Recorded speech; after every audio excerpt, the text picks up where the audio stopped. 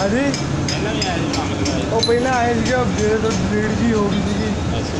ਮੈਂ ਕਿਹਾ ਦੁਬਾਰਾ ਨਾਲ ਕਈ ਵਾਰ ਬੰਦਾ ਮੰਗ ਲੈਂਦਾ ਨਾ ਵੀ ਕਿਵੇਂ ਵਰਕਿੰਗ ਕਿਵੇਂ ਕਰਦੇ